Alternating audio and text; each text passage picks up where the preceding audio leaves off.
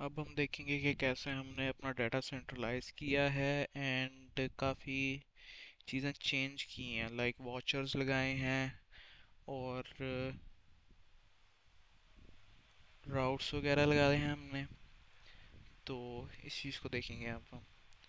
तो सबसे पहले हमने क्या किया कि जो हमारे पास पेजेस डॉट जेसन पड़ी थी हमने उठा के लोकल स्टोरेज में रख दी, और उसके बाद हमने एज अ पास की हमने पेजेस दे दी लोकल स्टोरेज से, वो गेट की, पार्स की और पेज स्टोर कर दी।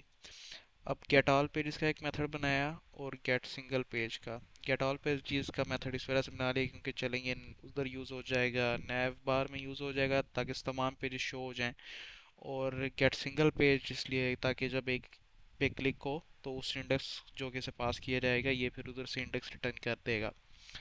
अच्छा, तो इसको अगर हम देखें तो ये इस तरह होगा कि ऑन क्रिएट पे जैसे ही हम देखते हैं कि सेटिंग्स, एक तो सेटिंग्स उठा ली उसने और दूसरा क्या किया, ऑल पेजेस कॉल कर लिया। ऑल पेजेस अब आ गए पेजेस में। पेजेस पहले एम्प्टी था और पेजेस पहले प्रॉम्प्ट्स में आ रहा था ना, क्योंकि पहले हम थोड़ा इवेंट के थ्रू काम कर रहे थे, डाटा लेके आ रहे थे। अब इसको हमने यहाँ हमारे पास पेजेस आ गए, उस पर हमने लूप लगा दी और ये सब कुछ हो गया। एंड हमने आगे भेज दिए नैप बार लिंक को पेजेस और इंडेक्स। ठीक है। और अब पेजेस और इंडेक्स नैप बार लिंक में आ गए हमारे पास। तो हम देखते हैं।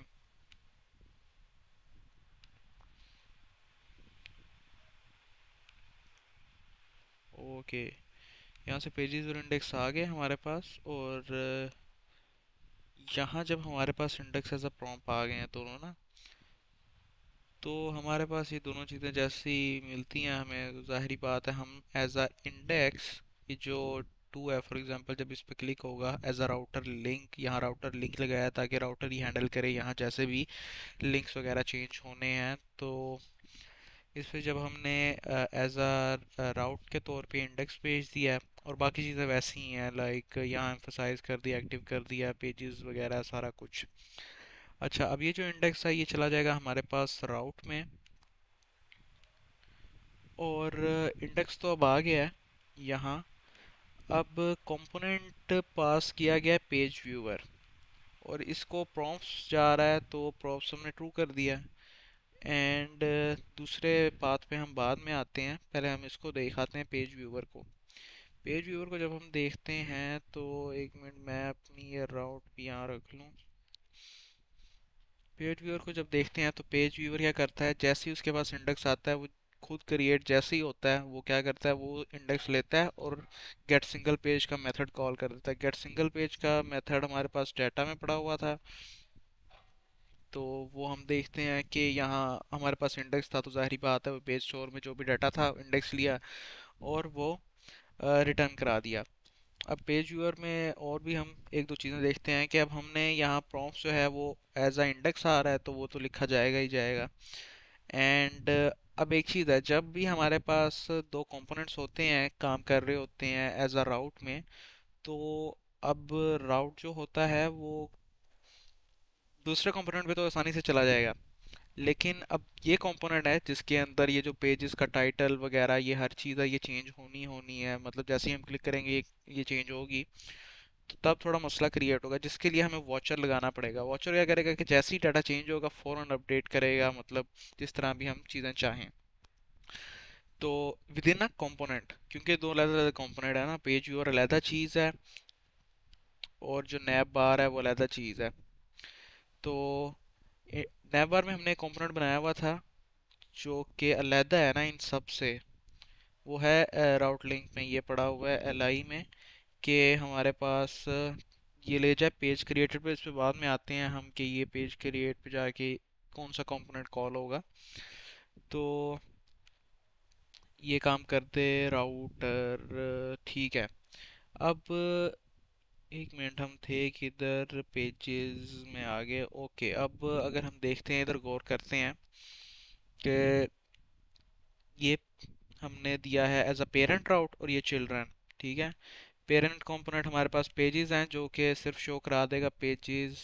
हमारे पास कौन सा पड़ा हुआ है, सिर्फ ये चीज़ शो कराएगा। एंड हमारे पास जो ऐप व्यू की तरफ भी बाद में आते हैं, या फिर ऐप व्यू को देखते ही जाते हैं।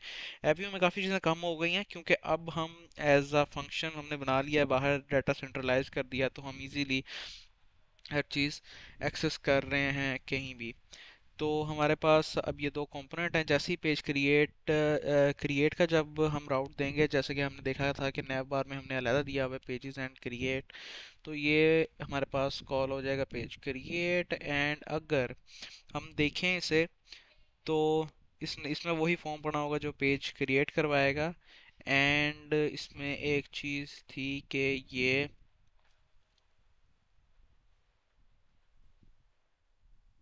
हाँ, ये जो इवेंट है ये अभी भी कॉल हो रहा है हमारा, जो कि हमने पहले कवर कर लिया है। और हमारा जो वॉचर है वो भी देखेगा कि प्रॉपर्टी चेंज हो रही है या नहीं पेज टाइटल पे। सही है। अब अगर हम आए अपने डाटा की तरफ वापस, राउटर्स में हमने ये कवर कर लिया, पेजेस भी कवर कर लिए, इंडेक्स भी कवर कर लिया। अब हम ऐप व्यू की तरफ आते हैं कि ऐप व्यू में हमारे पास कुछ और कवर करने वाला रह गया है कि नहीं। यहाँ ऑलमोस्ट हर चीज़ कर ली है। एंड इवन जो .js फाइल, ये भी ठीक ही है। एक मिनट, अब जाएंगे नैबर लिंक पे। नैबर ऑन क्रिएट, अच्छा, गेट ऑल। अच्छा, ऑन क्रिएट पे तो पेजेस में से गेट ऑल पेजेस हम गेट कर लेंगे। एंड जैसे ही वॉचर, यहाँ यहाँ क्यों वॉचर नहीं लगा हुआ? अच्छा, ये नैब बार है, नैब बार जब जैसी बनेगी वो क्रिएट करवा देगी। वॉचर लगा होगा हमारा, नैब बार लिंक में लगा होगा। वॉचर मेरा किधर गया? पेज क्रिएट का वॉचर, पेज पेज व्यूअर में, हाँ पेज व्यूअर में मेरा वॉचर पड़ा होगा, जिसके अंदर जैसे ही मतलब इंडेक्स चेंज होगा तो न्यू इंडेक्स से अपडेट कर दिया जाएगा करंट पेज। तो यही था, इसमें मेन कॉन्सेप्ट यही था वॉचर और राउट्स का, कि राउट्स में किस तरह पे चीज़ें भेजी जाती हैं एक जगह से दूसरी जगह।